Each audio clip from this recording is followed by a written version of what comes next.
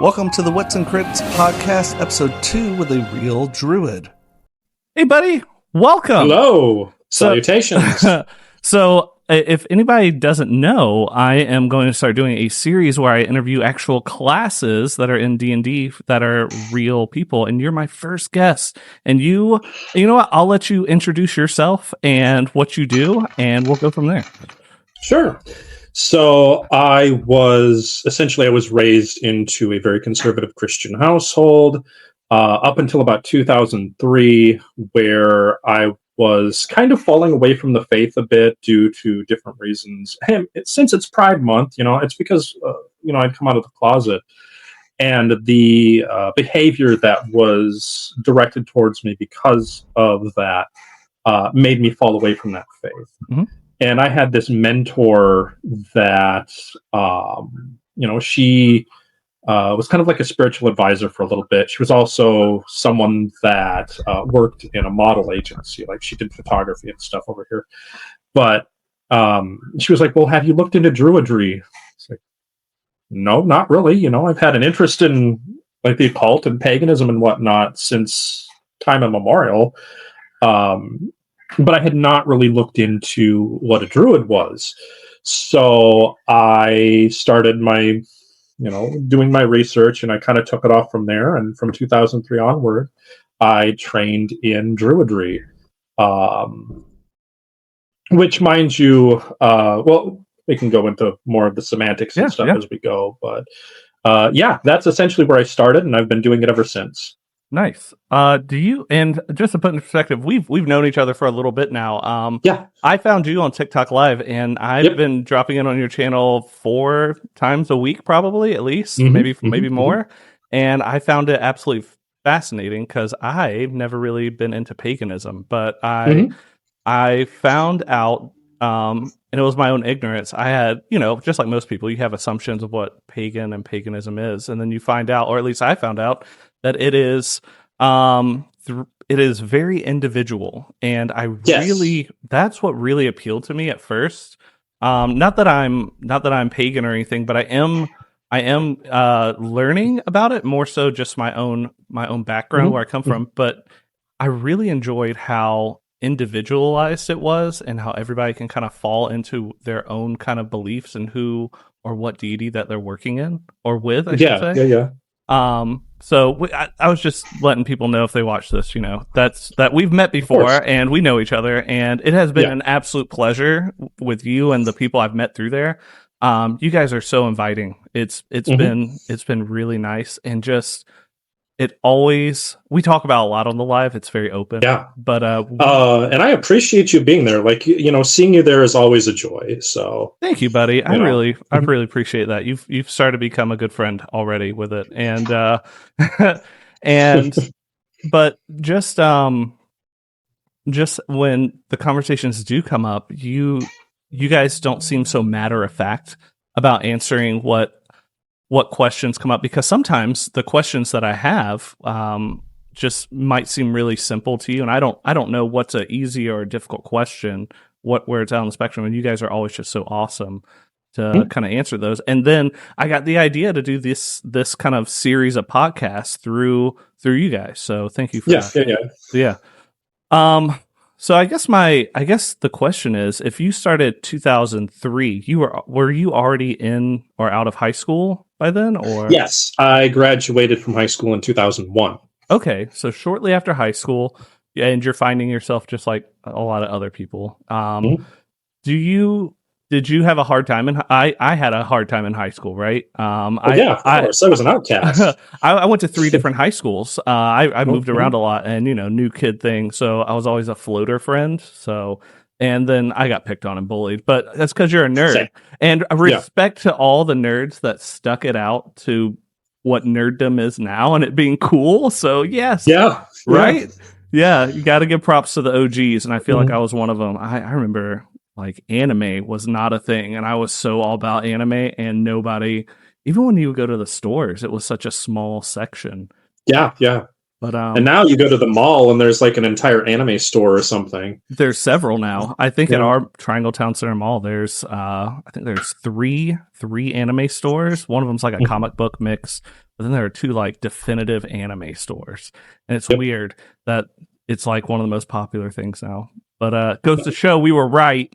Right. I'm like, I was the weird goth kid in school, so that was my spiel. So like I really liked my surnames are McCoy and Barwick. Barwick's a Delta, like I think off the English Channel. It's and then McCoy is obviously an Irish name. So I've only been a few weeks into this, kind of learning about it, but it's been really interesting because I'm just now starting to learn that the stories, which any major religion, the important things are made into stories to kind of pass through the generations, right?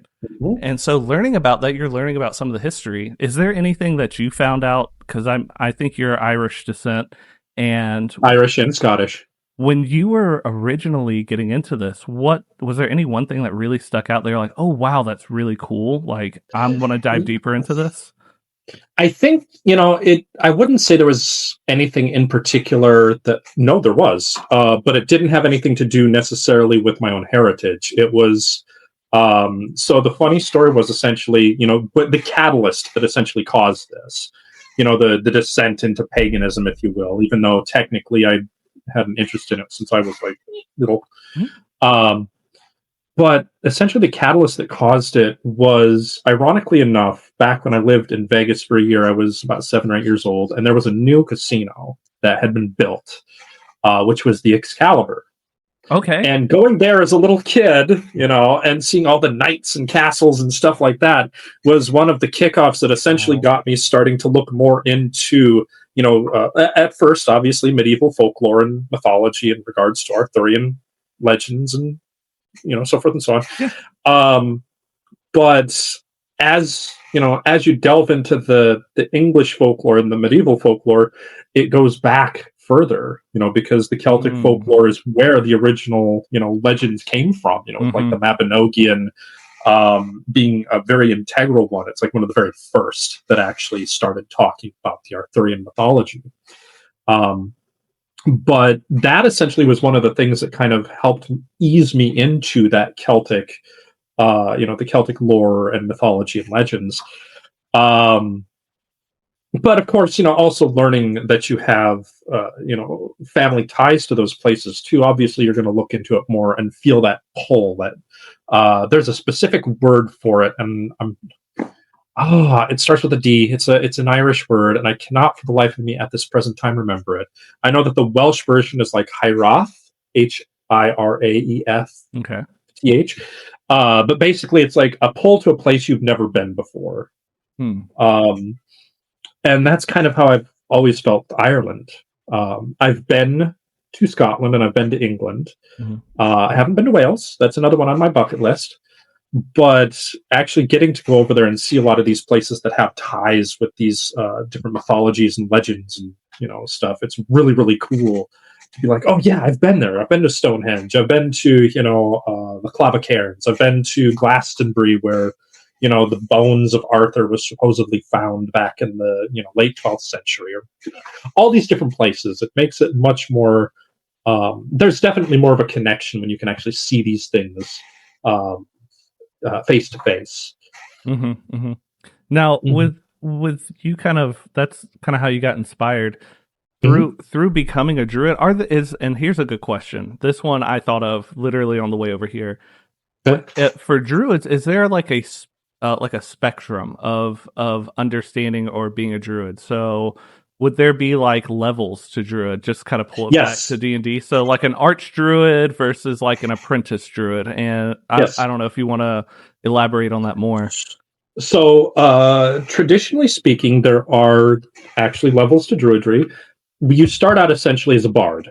And the bard, of course, the bard is your, they're the genealogist, they're the record keeper, they're the storyteller, they're the musician, they're the entertainer. Anything in regards to the actual cultural aspect of the people, that's what they're learning. They're the ones that are basically carrying those stories on to the next generation. or whatnot. And there's actually mythology within several different branches of the folklore that talk about the magic of the bard. One of them, which is Cairpri, which is the bard of the Tuatha Dé Danann, who went to the hall of the king, which at the time was Bress, which is a half Fomorian, which is basically this like sea creature slash, but he was basically ruling in the stead of King Nuada because Nuada had lost his hand in battle. Mm-hmm. And since he was impure, he wasn't able to still maintain the throne. He had to abdicate the throne because he was seen as impure.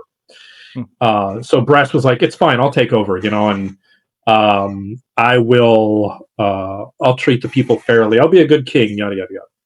So Cairpri the bard goes, and within the Celtic culture, hospitality is a huge thing. Like, you are supposed to be very hospitable to your guests. It's even throughout most of Europe too. Like, even within Scripture, it talks about hospitality, Sodom and Gomorrah, and so forth and so on. But anyway, so Cairpri goes to the hall of King Bress, and he goes to play a song. He goes to tell a story. He does what bards do. Mm-hmm. And Bress treats him very, very unfairly, very poorly, gave him table scraps, gave him basically hay to lay on with, nothing much as a bed.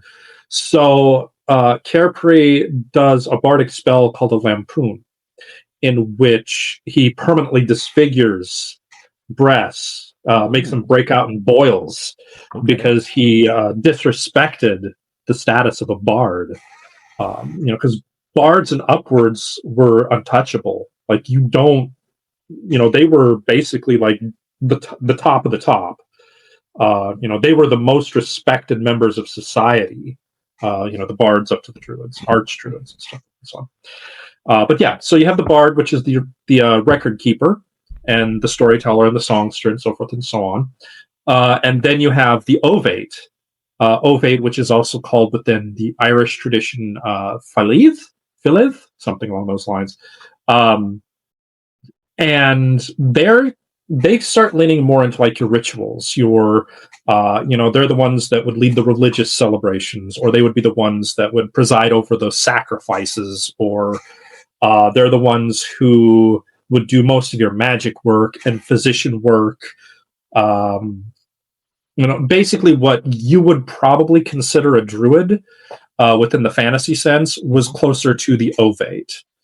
Whereas the druid itself, the term druid is more, it's all-encompassing, as it's an individual has done all of this, because it takes 20 years of study. Mm-hmm. And they also act as arbiters, judges, lawyers, doctors, advisors. They have a much more heavily like political leaning while still being the religious elite, I guess you could say. And then within certain tribes or certain cultures, they would have somebody that they would vote for to be the archdruid. So basically they would have, the druid, the head druid over all the other druids. And I know that though I have no affiliation with the two main branches of Druid schools, because I personally do not believe that one has to join the Druid schools to be a Druid. Mm-hmm. There are those who would disagree, and that's their right, but, it is what it is. Right. But anyway, so you have the two different branches, which is the Obod, which is the Order of Bards, Ovates, and Druids, and then ADF, which is Ardreach Féin. And each of those has their own archdruid. I cannot remember their name at the moment. I know one of them is a woman. But yeah, so basically they would be the druid to head all the other druids, kind of like the Pope to the Catholics, I guess you could say. Got you. And do they have... Ooh, here's a good question. Just popped in my mind. Druids, they kind of, aesthetically speaking, I think when someone says druid, they kind of get a picture in their mind. Is there anything, or is there a special way that they dress, or certain things that they wear that are very specific and why they wear them? So, That might be a big question, but I'm interested. Yeah. So within the neo-pagan orders of Druidry, the ones I was just talking about, which is Ardraphan and Obod, most of your Druids, like traditional Druids, would wear white robes. The Ovates wore green, and then the Bards would wear blue. There's in Wales, there's like the Gorsid, which is like a big, huge group of bards that get together and do bardic things. That they've been carrying on that tradition for a while, and I think, if I remember right, it started with Iola Morgannog, which is essentially where most of the other Druid traditions started. But yeah, so in the newer orders, yeah, they do actually have certain colors that they wear. Again, as somebody that identifies as more of a Reconstructionist, more so than a neo-pagan, because I try to essentially do my practice within tradition according to what we have in regards to what the Druids actually did. Okay. And in that sense, they were of noble rank. So being of noble rank, they actually would have had multitude of colors that they could wear. It was like slaves were able to wear a singular color, which was yellow. Commoners could wear two colors, which was like yellow and green. Warriors could wear yellow, green, and red, I think it was. Basically, it goes up to whatever colors they had at that time. Whereas like the kings or the leaders, they didn't necessarily have kings as we know them, but like the high chieftains would have had 7 colors. Druids and noblemen would have had 6, and then it would have gone down the line based upon your rank. So a lot of the stories in regards to them wearing just the white robes, I think, was a miscalculation by Pliny the Elder, where he was talking about them wearing the white robes during the winter solstice, when they climbed up into the tree with the bronze sickle, and they would cut the mistletoe, and then there would be a white sheet that would catch the mistletoe because it was considered a sacred plant. But on day-to-day basis, I don't necessarily see them wearing white when they had a vast array of colors that they were permitted to wear. There's stories of them having like speckled cloaks and feathered headdresses, and they would have been flamboyant. I mean, the Celts were known to be flamboyant and flashy, and you've seen some of the jewelry that they had. They were not very plain people. Right. And it feels so different than what you see in some movies where they just kind of like hiding behind the trees in some mist or fog, and they're wearing like moss and bark and stuff. And it feels more appropriate that they would be wearing like actual traditional clothing that was worn back there, and they would wear those colors like you were talking about that would represent, But they had no reason to hide. Right. They were the social elite. Yeah, it's weird that they've been kind of portrayed in that sense. But is that because, and here's another question, is it only with Celtic paganism that Druid is truly part of that? I don't know if you have the answer. Okay, so there aren't, if you were into like Egyptian or Norse, there's not really... there's no Druids in that. They have their own versions of priests and... religious leaders. Like the Norse have Gothi, Githya as their priests, and those are the ones that would basically be the followers of certain deities.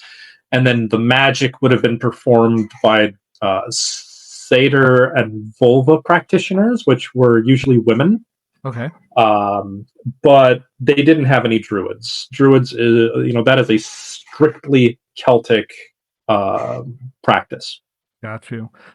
When you were studying for this, were there subjects that were a lot more difficult than others? Like, I'm not sure what all you have to memorize and know, but was there some subjects, kind of like when you go to college, you're studying different subjects or areas? Were there some that you really enjoyed, that you found absolutely fascinating compared to other ones that were really dull or mundane? So, that's a good question. I wouldn't say any of it is necessarily any more difficult than the other.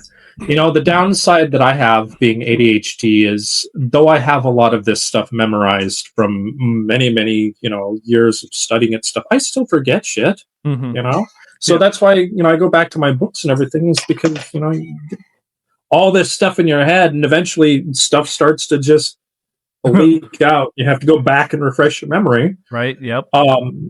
But, I've been, my bardic path came through doing like Ren fairs and whatnot. I would be telling stories, singing songs, so forth and so on, as well as being a theater kid. Same. Yep. Yeah. So being able to be that showman, that being able to perform, being able to sing, tell poetry, stuff like that, it came natural for me when I was younger. And so that was essentially kind of my descent, journey into the bardic path. And I at one time was learning how to play the harp as well. That's fun. Yeah.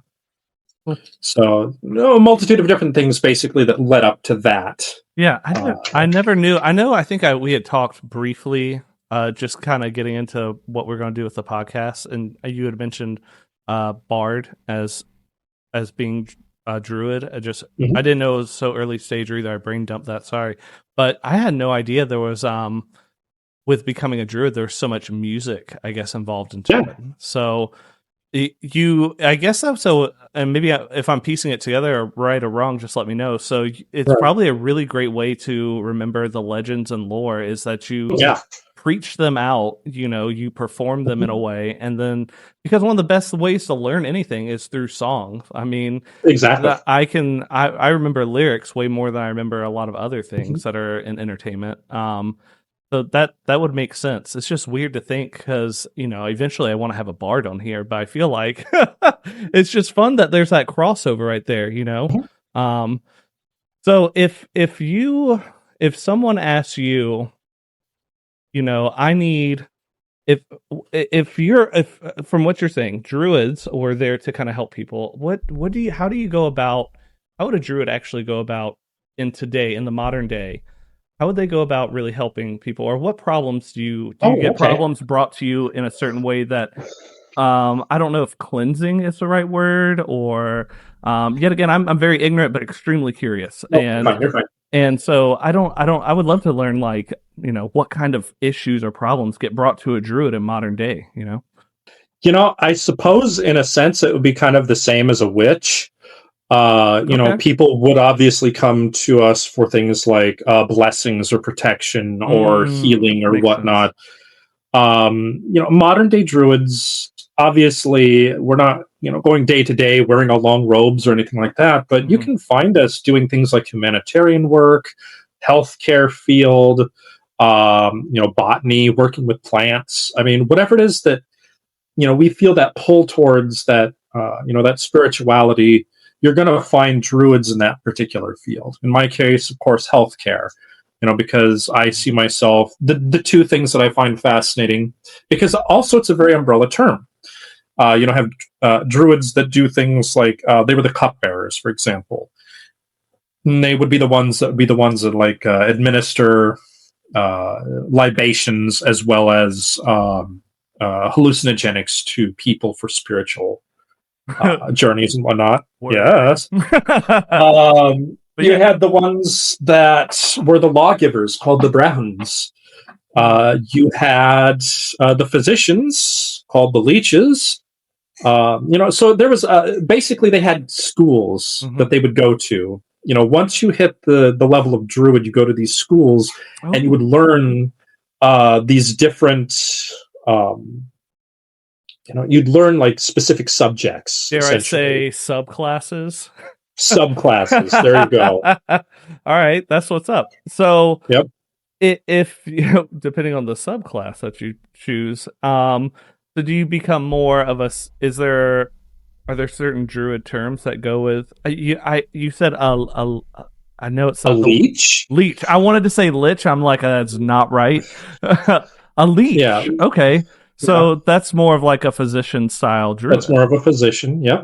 Okay. And I mean, you guys probably know, herbalism and some alchemy to a certain extent, and you guys probably told these stories to pass along these medicinal, aids to people. Yeah, because that way, who's going to train the druids if not other druids? Right. Especially since the entire thing is an oral tradition, nothing was written down. Right. Nothing.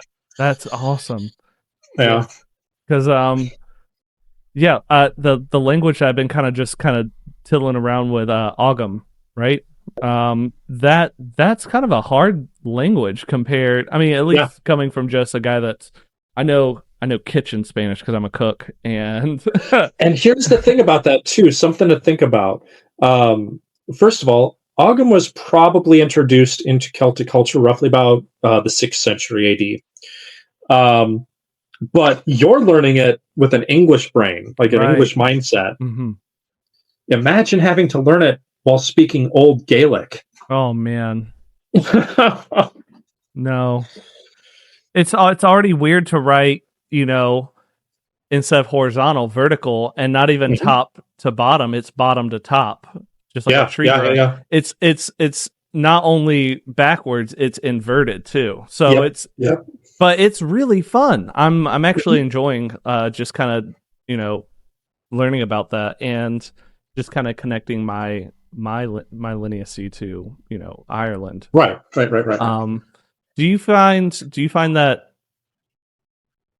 Well, I guess the bigger question. Sorry, I'm trying to piece it together in my mind.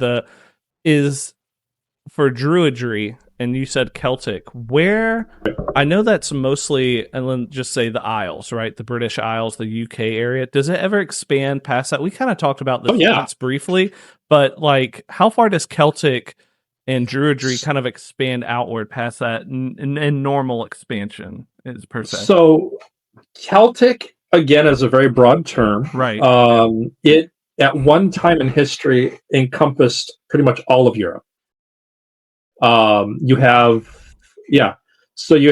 what is now France, used to be called the Gauls.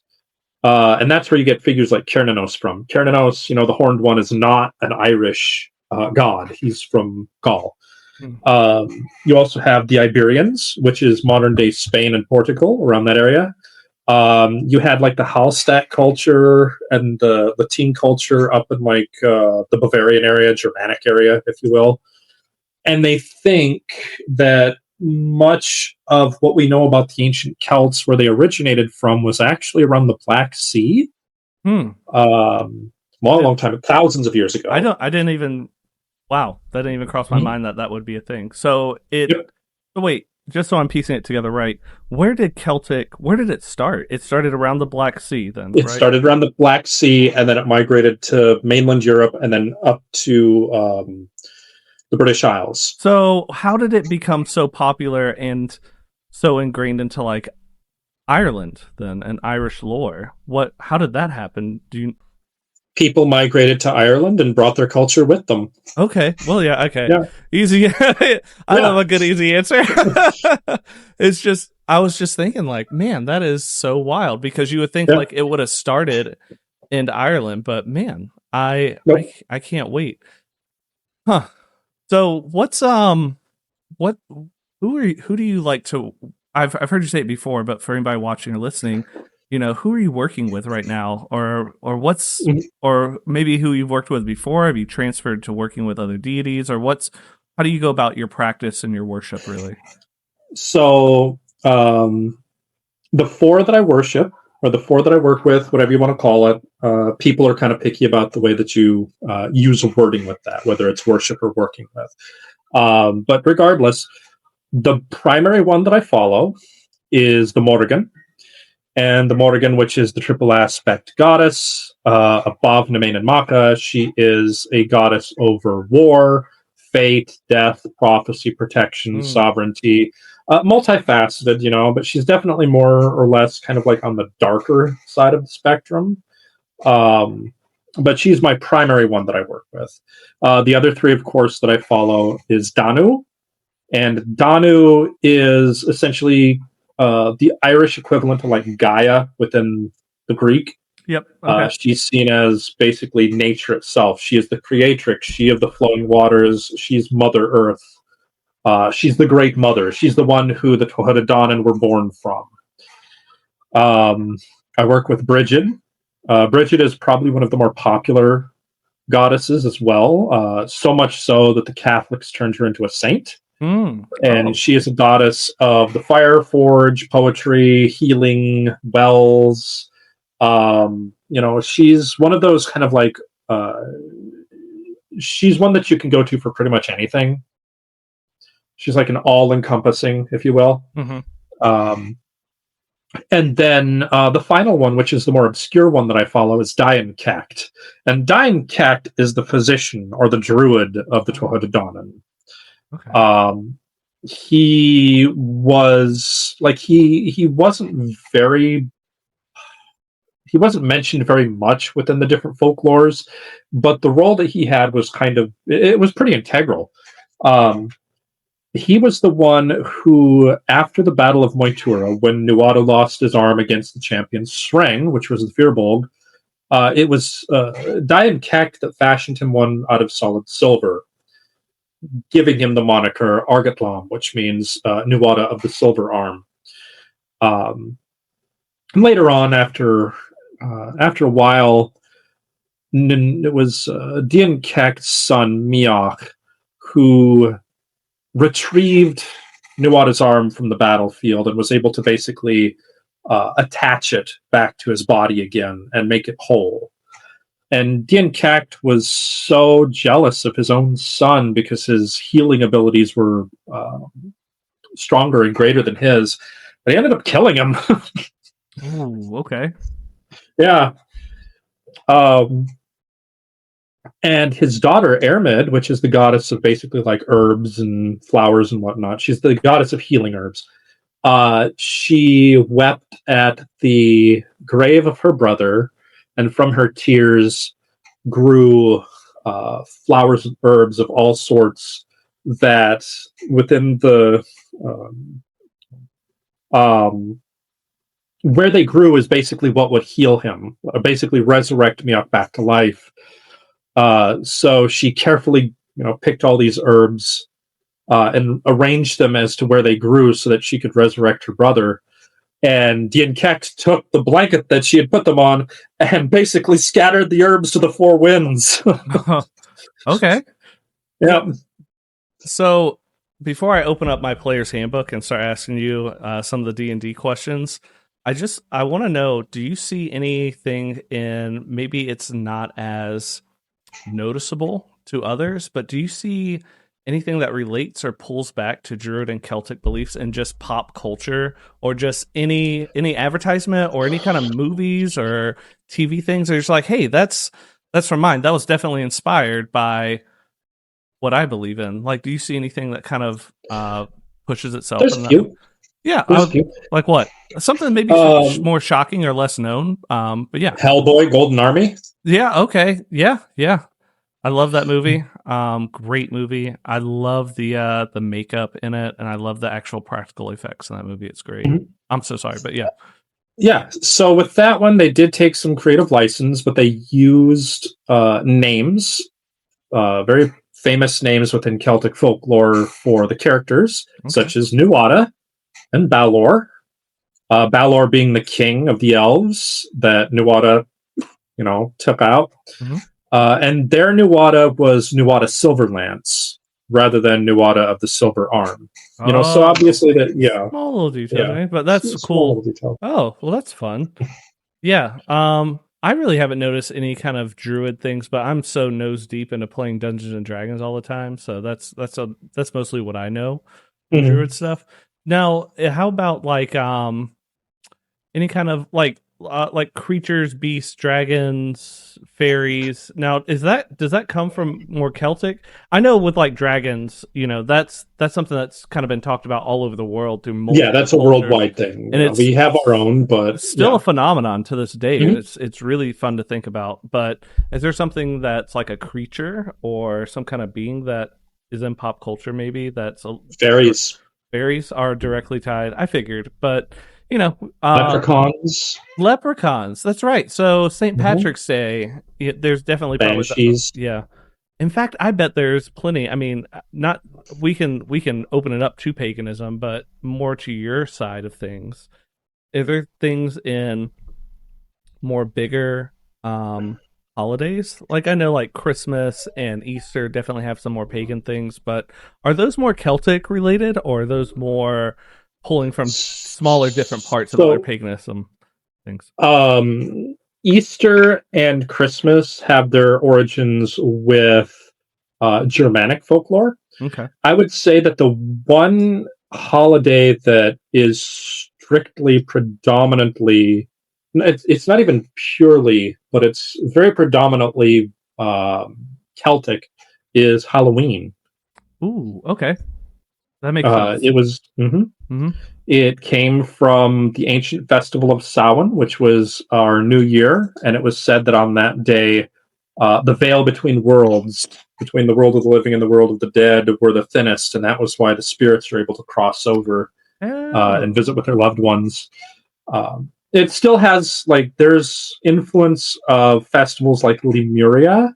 I think it was what it was called. It was a Roman festival, basically, that had kind of similar connotations to it, but it was celebrated in May instead of in October. And of course, you have like Dia de los Muertos that might have some influence into it as well. But, Samhain goes back at least 5,000 years. Like it's an old holiday. Like I said, for us, it was a New Year's. It was basically the beginning of the new year, and then there was that time between times where the winter took place, and basically people would, I guess, kind of hibernate, I guess you could say. And then the beginning of spring, the beginning of spring was with Imbolc, which is the festival of St. Bridget. It was the time when the lambs would start producing milk and flowers would start blooming and whatnot. And that was around the beginning of February. So Samhain, am I saying that? Samhain. Mm-hmm. That's Halloween. And that's so Halloween. If that's 5,000 years old, and we could just speculate, bro science, whatever we want to call it, I wonder why I know you said it's when that veil is thinnest between the spiritual realm and our realm, but I wonder why they started that. I don't. It seems really it seems interesting, right? Because what did they do before then? Or was there something before that maybe? But I don't know. Might have been. Yeah, nothing. Just one day. Guys, we're going to carve some pumpkins. I'm just kidding. Turnips. Turnips, you're right. I keep turnips. 100%. Yes, I knew that too. I heard, and I think I've seen some things about logs too. They carve logs. They probably carved a bunch of different things and faces them. But I'm gonna pull out my player's handbook right now. I want to ask you. Go for it. I want to ask some questions. The first thing that pops to mind before I actually get to the Druid page. So for Druids in Dungeons and Dragons, you have at subclass at level 3. So really early on, you pick your specialty, your school of Druidry per se. And the thing that I've noticed is, at least in 5th edition and 5.5, now that we're on that now, it's always called Circle of the Moon, Circle of the Stars, Circle of the Sea, Circle. Is there something specific or why they would have chosen Circle? I understand there could be a ritual circle or something else, but anything that kind of pops up in your mind is why that might be why they chose that? I mean, circles and spirals and whatnot do play a very important role because they're seen essentially as a symbol of the never-ending cycle. Okay. A spiral, of course, being one of the oldest symbols, basically shows, birth to death to rebirth, and then the process over and over again. Because we don't see life as birth to death, and then that's that. We see it as a never-ending cycle. As far as circles go, we call our groups groves. Groves would be kind of akin to a witch's coven. Okay. So Druid Grove would be like witch coven, essentially. Gotcha. Now, in Dungeons and Dragons, it doesn't, it's just part of the game. when you have to fight, there's just combat, right? Yeah. Is there anything that pops up in what you've learned or know about druids that would make them proficient in battle or combat? Where they like, here's a great spell, right? Shillelagh, right? And that's where they can cast it on their, it's usually a bludgeoning weapon like a club or some kind of, quarterstaff, and it gives them kind of a bonus, right? For damage. Now, shillelagh is obviously an Irish term. Is that, as far as like combat and fighting go, were there druids that could actually fight and like kick ass back in the day? Yeah. Oh, tell me more. I would love to hear. Yeah. I mean, you can look at people like, for example, Finn McCool, who was the leader of the Fianna, which was an elite fighting force of Celtic warriors. Or another one is Boudica. She was a druidess. She was actually what's the word I'm thinking of here? She worshipped a war goddess for her tribe called Andraste. But yeah, she was a druidess, and she's the one that in AD 61 razed 3 Roman cities to the ground in fire and ash, basically flattening everything, killing every single man, woman, child, and animal in her wake. I really did not expect that. I thought druids were going to be, I thought you were going to be like, no, we're kind of peaceful. Man, you really turned no.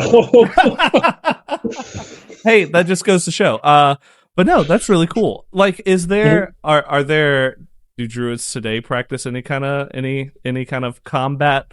I mean, we're not talking about spells yet, but like, are there? There's druids in the military. You're right. You know what? Yeah. I don't know why I'm thinking, but I guess like if you were to, I guess we should get into the big thing. So in Dungeons and Dragons, they have one of the biggest spell lists. So they're only beaten by like, I think, a wizard, but a druid's right behind them. They get a ton by the end, by level 20, your highest level you can get. They get a lot of spells, right? And I guess the first thing I want to know is do real druids, and I'm asking for everybody else, I think I already know the answer, but how are spells, do you guys have spells? I'm going to say probably yes, but do you guys how do you go about casting spells? Is it more of a ritual? Is it more of an instantaneous kind of cast thing? Whatever you want to start with that, because I don't know, but this is one of the most exciting parts of the conversation. Yeah. I couldn't hold back anymore. So when it comes to magic, yes, we do perform magic. I actually did a spell on the 31st of this month for a friend of mine. Okay. But I would say that, I mean, you can ask 5 different druids how they do their magic and get 20 different answers. It's, again, it goes back to the the individualization of how people do their craft.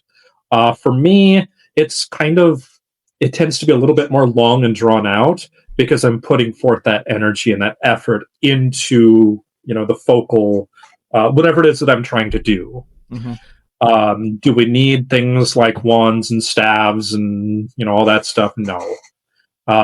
We do use them as kind of a means of kind of getting into that psychological mindset, if we're going into a ritual or a spell, but it's not an obligatory thing. Mm-hmm. I've got my robes, I've got my staves, I've got my, my sickle, my ritual daggers and wands and stuff. But for me, a lot of times that's more of an aesthetic thing rather than necessarily needing it for my spells. Got you. Is there so Dungeons & Dragons, you have cantrips. These don't burn any of your mana or your spell slots. Are there just easy to cast spells, maybe blessings that you do? Maybe it could be something you do every day. Are there your normal go-tos compared to let's say something that might take, hours, days, weeks, months to cast? I don't know, but I'm just interested, is there something that you do every day maybe compared to something that takes time? I suppose I haven't done it every single day, but more frequently than actual spellcraft, I'll make some type of acknowledgement to to one of the deities that I follow and ask them for their blessing or something like that. Mm-hmm. one of the ones that I do every month, which I kind of forgot to do it this month. I got a little bit preoccupied, but it's okay. I'll do it next month. Okay. Is just the simple, blowing cinnamon into the door, for good luck and good fortune, abundance, and so forth and so on. That's something that's, it's not necessarily a druid thing. It's just kind of like a generic pagan thing that people do, like an old superstition. Mm-hmm. But blowing cinnamon into the door, salting the doorway to keep all the negative energy out, blessing, like smudging.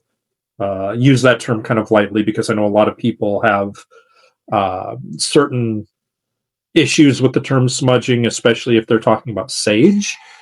But we don't necessarily always use sage. Some other herbs that you can use for that is like juniper, rosemary, cedar. There's a multitude of different plants you can use instead of sage, basically for the same purpose. So that's one thing that leads right into the next part. In Dungeons and Dragons, and even in like other pop culture kind of things, you always see druids being extremely attuned to like animals and nature. Mm-hmm. From what I'm hearing, it sounds like it's a lot of everything. That there are multiple subjects: physicians, music. Mm-hmm. Mm-hmm. But why do you think is there? I don't know how to ask it any better. But why do you think people have that predetermined kind of mindset where it's like, oh yeah, druid, they're probably really good at growing flowers really fast out of pots, and I'm just using that as an example. I mean, I'm pretty good at growing flowers. But I think, a lot of the reason that they tend to equate us with plants and animals is because one of the philosophies that we have essentially is to be as in tune as possible with the natural world. Like that is our sacred space, is nature. The forests, the groves, the plants, the animals, all of that is what is holy to us. We don't worship in a building. We don't have temples. We don't have churches. We go out into the forest and we connect with life itself, because the basis for, druidic practice boils down to animism, which is the idea that all things are sacred and all things have a soul. All things have this essence about them that is, for lack of better word, holy. Mm-hmm.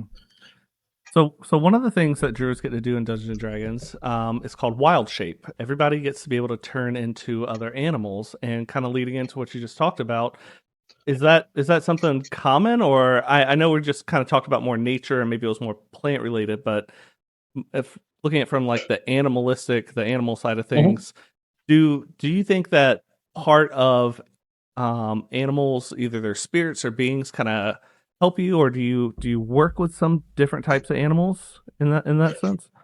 So that's a pretty loaded question. I'm sorry. All right, no, you're good. So, a lot of the old folklore would state that we have the ability to change form into animals. Really? Shape-shifting is. Mm-hmm. I like this. Shape-shifting is one of the abilities that supposedly we're able to do, along with turning invisible, controlling the weather, creating fog. Let's go. Have I been able to do that? Not really. Wow. But that's something that is keyed to us, is that we are said to be able to do that. Yeah. I would think that shape-shifting, quote unquote, would be possibly something along the lines of being able to do some type of rite or ritual to imbue yourself with the aspect of an animal. Say, for example, that you want to have more strength for some reason. You'd conduct a ritual so that you would have the strength of a bear or something along those lines. But do I believe that we can actually physically transform into animals? No. Gotcha. Hey, I like that. It is anatomically impossible. Right. Respect with that answer. So the first subclass is Circle of the Moon. This is the one I want to talk to. It's not necessarily the first one in the player's handbook, but I want to talk about first. That subclass dives more into that wild shape and kind of changing into other animals. Is there something about the moon? Like everyone thinks werewolf, right? And yes, and that kind of thing.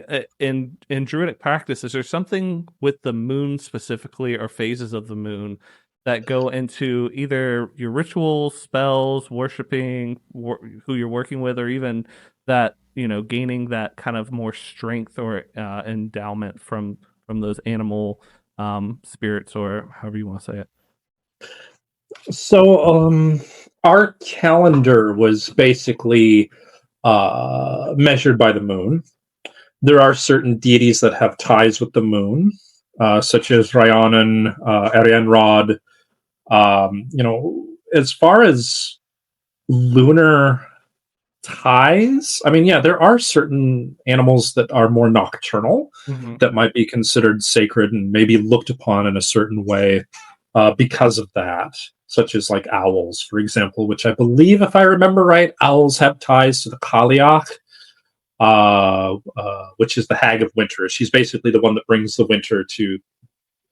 But anyway, but as far as like lunar specific, most of our deities that are more revered within Druidic practice actually have ties with the sun. Oh, interesting. So that's a pretty big discrepancy, because that's one of the subclasses that's literally carried over for a few editions, is that Circle of the Moon. And maybe it should have been Circle of the Sun more so. Two in particular that I can think of actually three, come to think about it, is Lu, because Lu has solar ties, though he's more seen as like a master of all skills. There's Belanos, which is the actual god of the sun, which is where we get the term Beltane from, or Bealtaine, which was drilled into my head by somebody from Ireland that it's Bealtaine, not Beltane. And then there's Balor, and Balor, of course, being the king of the Fomorians, and he had, where Luch would be as like the sun's healing rays, the ability to grow crops and the warmth and whatnot. Balor was on the opposite side of it. He was the scorching heat and the ability to basically just burn everything in his path. Yeah, so that is one thing. And even though they're nature based, they're seen as more being able to speak with animals, speak with beasts, commune with nature. That's one thing I've always noticed in the Druid subclass, or not subclass, class, is they get a ton of fire spells, like controlling flame and, I don't know, just a few other things. And I was always curious about that, but I think you kind of answered that a little bit, was that might explain it. It's always weird to think, like, when if I'm ever lucky enough, I'll get to talk to one, or unlucky enough, how the designers went about actually picking and choosing what they can do and how much they actually tied into it. I thought it was really cool when you were talking about spells a little bit ago. You were literally naming off exact spells that you're able to do, like controlling weather, huge one. Yeah. And fog as well. That's another big one that they get. But there's also another subclass, and maybe this one's kind of fun. So there's Druid of the Land. That's just kind of a very classic Druid. But I want to talk about this one. It's Circle of the Sea Druid. Now, are there Druids that are more tuned to aquatic life or more of the ocean, sea, and waters? Have you ever known anybody like that? I don't know any personally myself, but there are gods of the sea that maybe somebody has closer ties to, such as Manan and MacLear, or Lear himself, which are two deities specifically tied to the sea. Manan and MacLear is usually seen not just as a god of the sea, but as almost like a psychopomp in a way, because he's the one that can ferry the souls from this world across the Western Ocean to the other world. The place where you find the afterlife, such as, Magmel, Tir na Nog, Avalon, what have you. And he's also the one that gifted he gifted Lou a boat named Squave Tunyak, which was said to travel as fast on land as on sea. And then also a horse by the name of Ainwar of the Flowing Mane. He also carried the sword Fragrock, the Answerer, which in some tales I've actually seen where is it Nuada or Lu actually wields Frag Rock at some point or another. Though technically it's not one of the 4 hallows of the Tuatha De Danann, which would be the Sword of Light, the Spear of Striking, the Cauldron of Renewal or Replenishment, and then the Stone of Destiny. And those are kind of like our sacred symbols. The Stone of Destiny, or the Leofael, is another name for it, and it's said that it will cry out in joy when the rightful king touches it, which also might harken back to the old legends of like the sword and the stone. Oh, okay, yeah, that makes sense. So Excalibur, then, huh?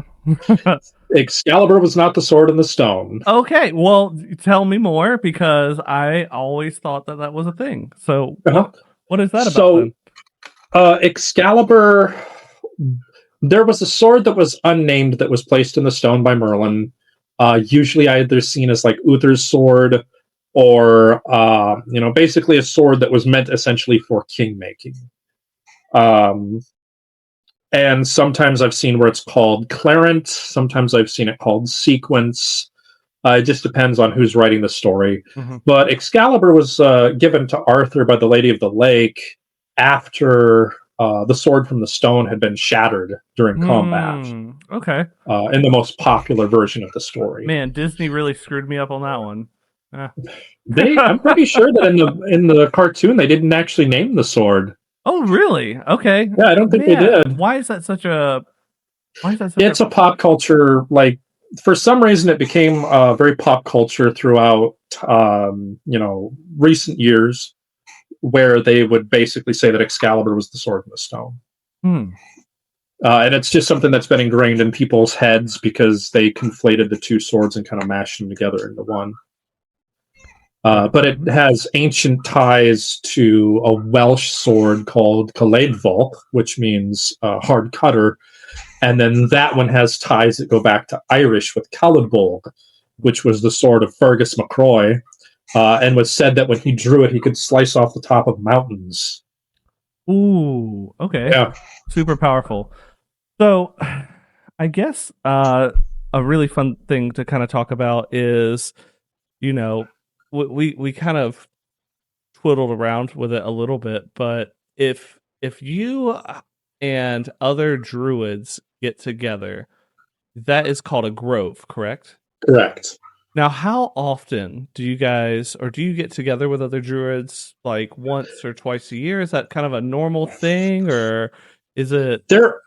There are groups that actually do come together on a year, like on a 4-yearly basis, like during the 4 different sacred festivals and whatnot. Or sometimes the neo druids will follow the 8 spoke wheel of the year within the pagan calendar, though it's not traditional.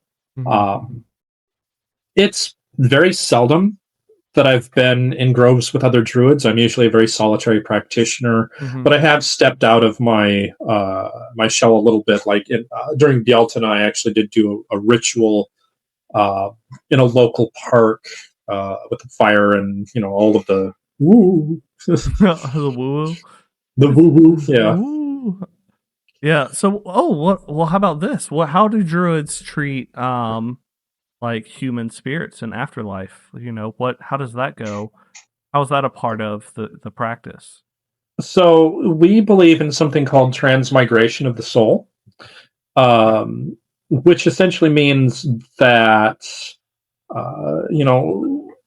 we believe in reincarnation. We believe that this is not the only life that we're going to live. That once you've passed on, you're going to be reborn into another life. And with the transmigration of the soul, it's not hierarchical.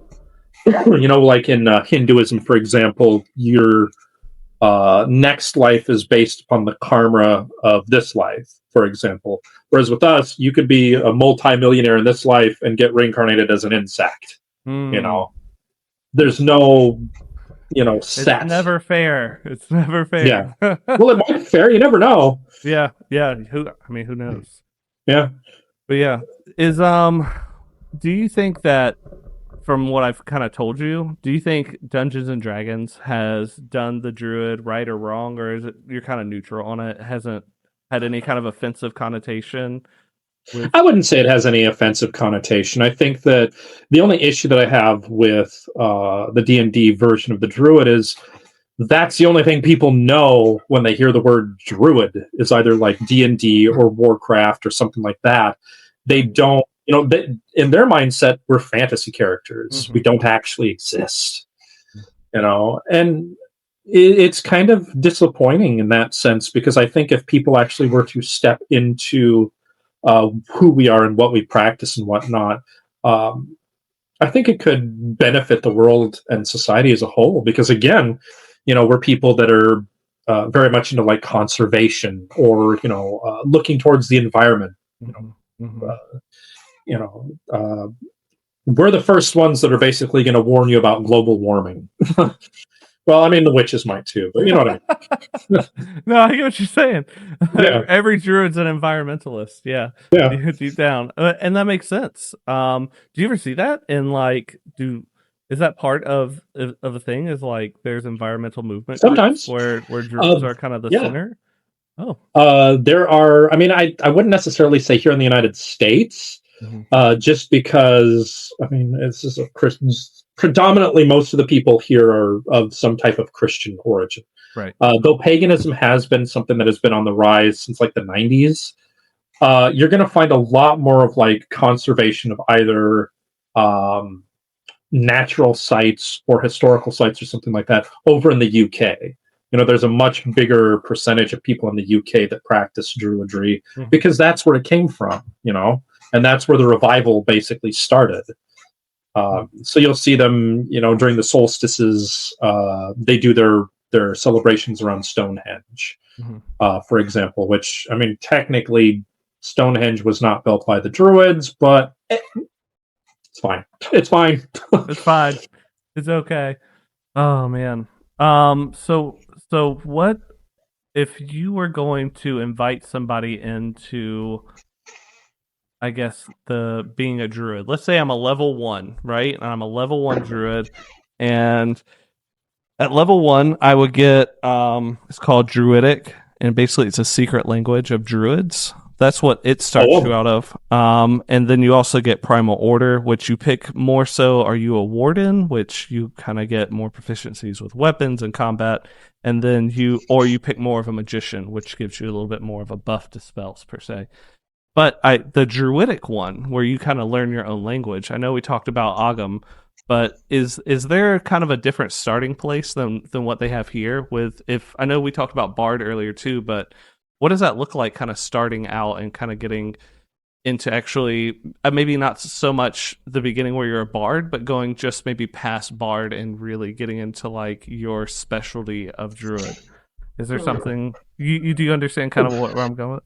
I think so. Okay. Okay. So I think it's really just kind of based on, where your talents lie, what it is that you like, and what it is that you're passionate about. And you can usually find something that kind of correlates with that. Like I said, medical stuff and lore was my thing.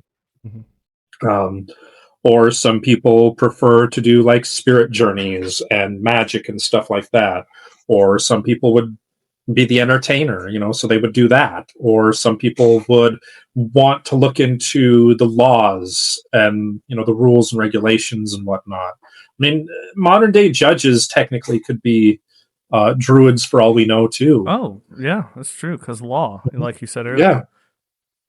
Yeah. They could be counselors. They could be spiritual advisors. I mean, there's just a laundry list of different things that you can do. Got you. Now, here's another subclass, too. There's Circle of the Stars, if I'm saying that right. Yeah, Circle of the Stars. Like, do you guys use stars in Druid practice to do anything? Are there certain constellations, maybe, that come out where you do different parts of your practice during that time? So there are certain constellations that are recognized, such as Artio, the bear. But as far as actual astrology, like Celtic astrology, what we would know of it, we don't. I mean, there's so much that's lost to time that a lot of what we're doing is pieced together, based upon secondhand accounts, and archaeological finds. Mm. It's like we don't really have an origin story. The closest that we have, of course, which is in Lauragaval and Aheron, is essentially the invasions. The people that invaded the Irish country.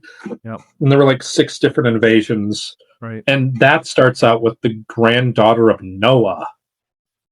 So you can already tell right there that it, so that already you can tell has basically been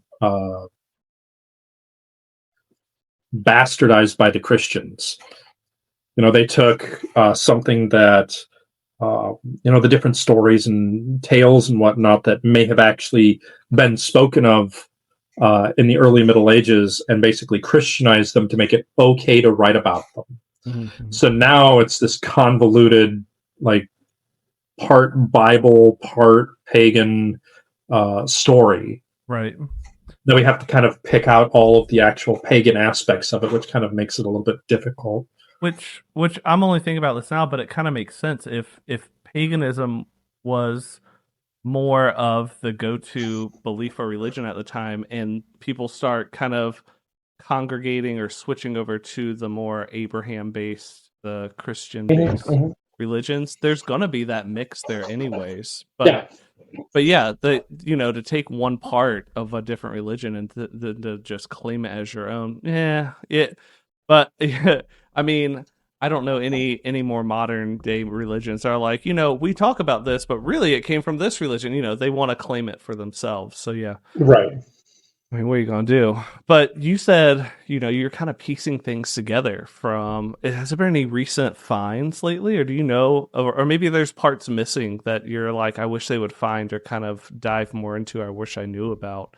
But has there been anything in the news lately about anything pertaining to druids that's been found archaeologically? Not really.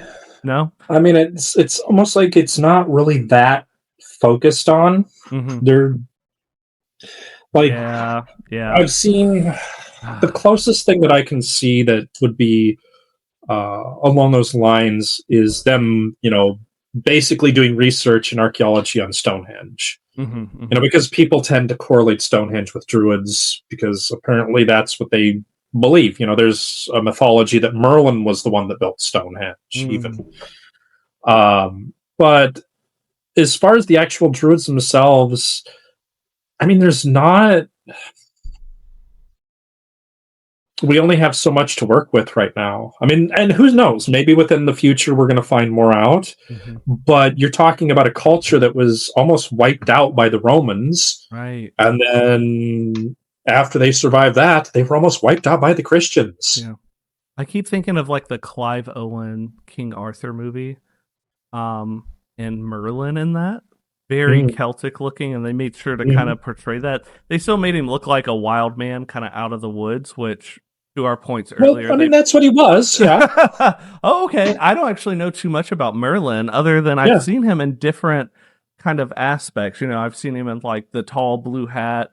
I've seen him as, like I just said, kind of this more very nature kind of driven animal skins and made that would be closer to who he actually was, is the wild man of the woods, rather than the the high medieval court sorcerer, right? If you were. So he was probably more of a druid than a wizard. He was a druid, yeah. Dang, see how they did that? So Merlin more of a druid than a wizard, and that makes more sense because he was Celtic. And he was Welsh. Yeah, it was Welsh. So he should have. Yeah. So then, if wizard stemming from, I think, wise man, basically. Yep. Where did wizard? Where does the word actually come from? Is that Germanic then? Germanic. So then, wizards were really only from Germany then. The term was Germanic, but I think it was a kind of like a pan-European term that ultimately ended up getting used throughout history as history unfolded. Like, there were Saxon wizards back, during the Dark Ages and whatnot, and usually they were seen as people that were a little bit touched in the head by the gods, if you were. So they would be running around the battlefield naked with like dirt and feces and everything else all over them, and muttering in weird tongues. But just like any other thing, they evolved over time and became what we know of as wizards, essentially. But yeah, wizards, I think, when we think of wizards today, I would almost say that they're more like closer to like hermetic magicians. Because they're the ones that do like the high ritual magic with the tracing the symbols on the ground, and wearing all the robes of different colors, and the crystals and the wands and everything. Right. So this is something I've learned, basically, just even through this conversation. A druid is so much more than what it's being portrayed as in most culture, pop culture, what it's being portrayed in as Dungeons and Dragons, as just being attuned more to nature, and really only... And they're kind of like this off tank. They're a little bit tanky because they can wild shape. They're a little bit healer because they're attuned. They have probably an herbalism kit, and they definitely support. And it's weird because in D&D they are one of the classes that has the most utility, whereas a fighter is usually a frontliner or maybe an archer of some type. A wizard, they dive into their subclass with like divination or illusion or evocation. But one thing about Dungeons and Dragons, and what we're kind of talking about now and just kind of bringing it all around, is they have a lot of utility. They are kind of well-rounded and balanced in so many ways. Jack of all trades, master of none. Yeah. It's really. I mean, they have like the wild shape, right? And that's very fun. But then you have so much like potential to do other things. If you wanted to be a giant bear and run through there and have that strength, or if you wanted to be a healer for your group, or if you wanted to be able to focus on a certain kind of element, or if you wanted to be able to focus on plants, they have so much that they can actually use to accomplish that without actually losing their physical strength compared to a wizard whose vitality is much lower. And it's really coming around now. Like, it's kind of pieced together in that sense. It's kind of cool that they did that. They made them so well-rounded, and in looking back and what you've said too, very, very well-rounded. Do you feel like well, let me ask this before I get to another question. How long have you been a druid per se? About how long? Since 2003, so that's 23 years. 23 years a druid. And so do you feel like there's still so much to learn even after all of that? And what's your next big thing then that you're going to start practicing or learning? Like, what's been your new interest? I'm just kind of going with the flow right now. I don't know. Whatever the spirit or the divine or universe or the gods decide for me, that's what my next step is. But right now it's just, I'm always keeping up on, the lore, and always researching the plants, or, keeping track of things that do hold my interest, I guess you could say. It's definitely like real druidry, true druidry, what an actual druid was kind of boring compared to the RPG version.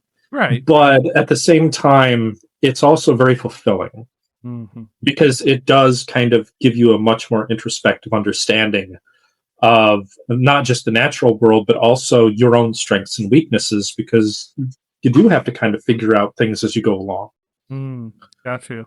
Have you ever had like an occurrence where maybe if you had any doubts of the mysticism or any of the magic or spells or any of that kind of was... Everybody has. Or you kind of have a moment of enlightenment that you'd like to share? I'd love to hear it. And I do remember going back to what you were saying as far as like learning and my next step. Because I just remembered that was something that I actually was discussing not too long ago that I had an interest in starting to get into, was... because I also consider myself a hedge druid. Hedge not as in the plant, but hedge is in kind of riding the this life and the next. So basically, my goal being I would like to be able to see the other world without actually dying. Oh, okay. That's not something that's talked about a lot. And just from Dungeons and Dragons perspective, that'd be like necromancy in a sense. Kind of like necromancy, yeah. But so how is that? How would you go through that? I guess like what? I mean, well... don't say anything you don't want other people to know, obviously. But what? How do you go about learning that? I'm sure there are books or other information, or is it kind of to kind of explain a little bit into? I'll give you some folklore, please, because as far as actually performing it, that's still up for question as far as how I'm going to do it. Mm-hmm. Because there's definitely certain modicums that I can use to do it, but it's going to be okay. Well, which one is going to work, and which one's going to be safe? So the idea essentially of the other world is, unlike other folklore and other different spiritualities, like the Norse, they believe that you have to die to go to Valhalla, and Folkvanger, so forth and so on. Christians, you have to lead a good life in order to get into heaven, etc., etc. For the Druids and the Celts, you can accidentally stumble into the afterlife while you're still alive. It's happened numerous times in the folklore, such as the story of Oisin and Niamh, for example, where he basically chased after this girl that he thought was super pretty until he basically chased her clear into Tir na Nog. But the three main ways that they say that you can accidentally cross over into the other world is to either sail across the Western Sea, go underground, or get lost in mist or fog. Well, and then of course there's also the chance that you could accidentally fall across a fairy ring. And do something stupid, and off you go. Yeah. Well, I'm near the Great Smoky Mountains, so you can always come visit and get lost in some. But no, it's compared to some other classes where things might seem a little bit more evil. I'm just going to say, because there's alignments in D&D, so you have like lawful good all the way to chaotic evil, right? And Druids don't really seem to have an evil side to them so much. Now, there's been other Druids like Circle of Spores Druid, which was more creepy, and they had like these spores that could fly around and infect people in different ways. Is there a dark side? Just like how there's like, I guess, black magic, and I'm throwing around terms that I'm using from pop culture more so. But is there like a black magic side of druidness or being a druid, would you say? Because it doesn't seem like that's a thing here, and it doesn't seem like from what you've said that that's a thing. But you could just answer yes or no, so we don't have to give people any awful ideas. Well, okay. So when it comes to what people consider as black magic,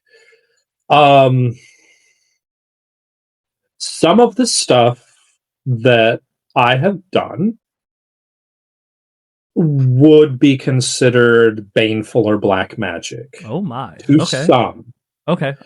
Do I believe that there are people that are out there within the spirituality that are capable of doing bad things? Yeah, there's people that are part of any spirituality or non-spirituality that are capable of doing dark and evil things. Yeah, very true. I mean, obviously, you can warp and twist any particular type of faith into justifying your behaviors. But and that's the thing, is I don't believe in like white magic or black magic or anything like that. I don't see color when it comes to magic. I see intent. And the historical druids were notorious for sacrificing people. Oh, okay. So there is there's a little bit of dark history there, but I mean, what major culture didn't sacrifice people? That's exactly. That's a much harder question to answer than vice versa. But yeah, so it is. I doubt that's in practice today. If it is, it's such a slim amount, and the people are probably assholes, honestly. Our form of sacrifice would come in the form of like food, libations, stuff like that. Not living sacrifices anymore. Got you. But back then, a lot of times the people that were sacrificed were actually willing, because they would act as emissaries to the gods. It was their way of being like, okay, we're in trouble. let's send somebody to the other side to be like, help. Right.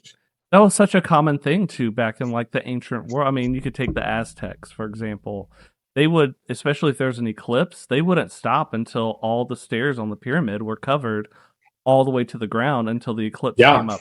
And they would have willing people to line up, people that wanted to be one of the first ones to be sacrificed.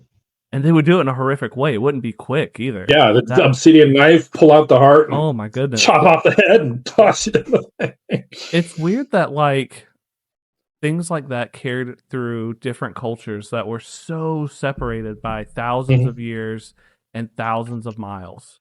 And yet they still did the same things. Ritualistic sacrifices, dragons, like we talked about earlier, magic even, which is really weird that something so that if you're like an atheist or agnostic person, the only thing that you think is that magic would look like would be something like Doctor Strange did, right? And with Marvel, right? Yeah.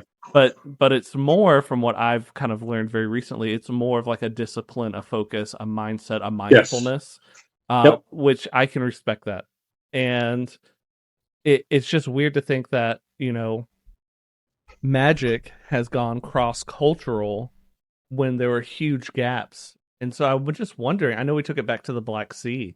Do you know how that stemmed from? I know Druid is just like one of those things. I know it's just an interesting thing to always think about, though, and like how magic got started, and now it's such an integral part of what I do too as a professional dungeon master. And now we're just playing with it like it's just this normal thing. And then some people it's extremely serious, and if done wrong or given to the wrong person. And I know that's why, and we've talked on our TikTok live, you know, we don't talk about certain things because we don't want to give people even the idea that they can do baneful things to others. But, you know, there's still going to be people out there. But it's just interesting to think about, just like, especially with the history, and like going back to just Irish and Celtic stuff, you know. And I guess here's a really fun one. Modern day today, like how prevalent compared to the United States are Druids over in Ireland compared to over here now? I imagine there's more over there, but that's me guessing. Oh yes. Okay. As far as how many, I don't know, but I know that it's a lot more popular over there. Like they hold whole big festivals and stuff like that. Hell, they one of the things that I would love to do, it's on my bucket list, is on one Samhain I would love to go to the Hill of the Ward, which is one of the locations that where Halloween was actually born, or where Samhain was actually born, and they hold giant festivals there with big bonfires and you know everybody in their ritual garb, and they've got like dancers and drumming and music and stuff. I think it'd be fun to actually see it. Yeah, I've never been to the motherland. I want to go. Neither have I. Yeah, and I'm not like a redheaded. I'm one of those calico Irish. I got all the colors, you know. I got the red, the black, the blonde. I got it all. You can see the kind of coppery color in my hair right here. That's my natural color. Yeah, I do want to go there one day, and just I don't even want to really go. I mean, Dublin would be, I guess, okay, but man, I really want to just see the countryside, and I want to go to like a lot of the sites you're talking about, because that's where all the history and stories come from. You know, that's what got carried down for so long. Those are the real important places. It's not.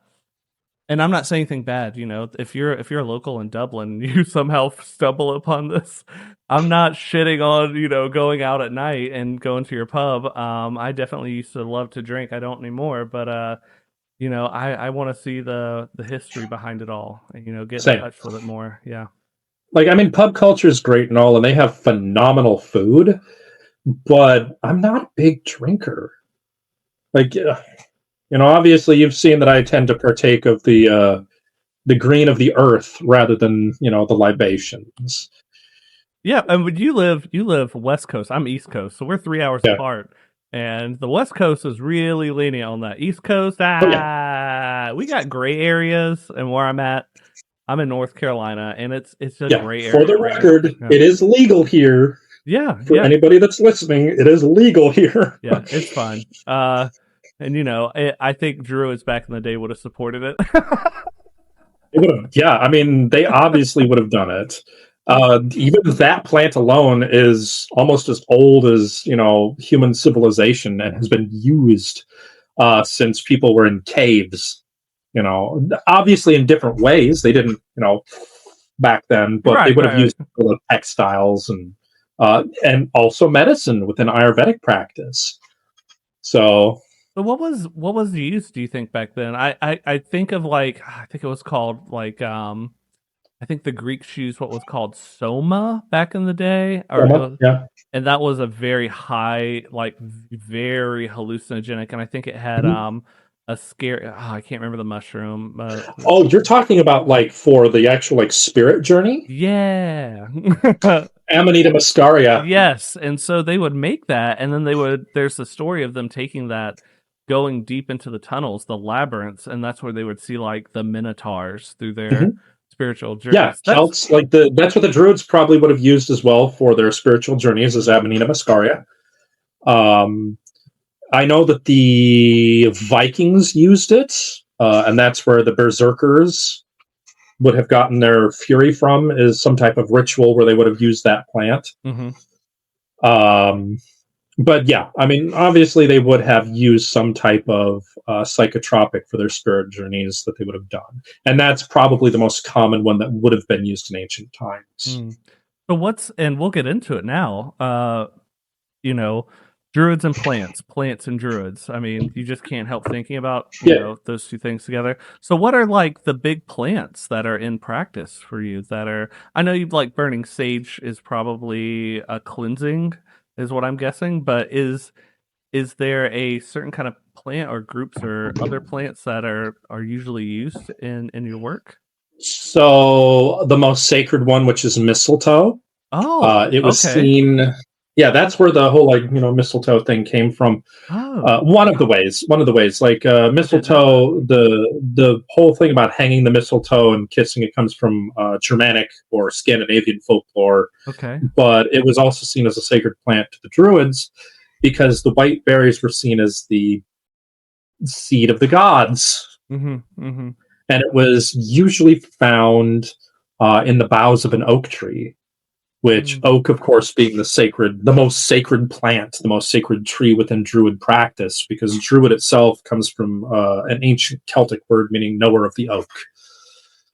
But we also, many of the plants that we use today, I mean, they would have been used back then too, like peppermint, for example, or peppermint. Really? Okay. Yeah. I mean, whatever was common, essentially, they would have probably used for different practice or different. Medicinal value.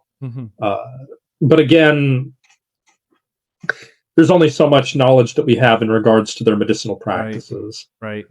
They kept the important stories, but you know what? There's alkaloids and other kind of acidic parts to this plant, so applying those to their cooking even to help cleanse out parasites and bacteria, I'm sure that plays a lot into why, plants. I mean, think about even if you go into the Amazon, you're talking about people that lived in the Amazon forever, and they can just walk through the forest. They're just grabbing things, and they're using them for different things. Like, oh yeah, I got a scrape. Let me rub it here. Oh, I got an insect bite. Oh yeah, this one's that for that. Oh, my toothaches. Oh, stuff that right here. And so I bet it was the exact same. Oh yeah, Druids back then, and that's why plants are such a big part of that. But that's just my guess. But I mean, it makes sense, right? It's whatever basically they had. On hand, they would have used. Yeah. So whatever, native plants were there. It's like, for example, one of the ones that people would recognize is woad. The woad plant is the one that they would add ammonia to it and then mix it up and turn it into a dye.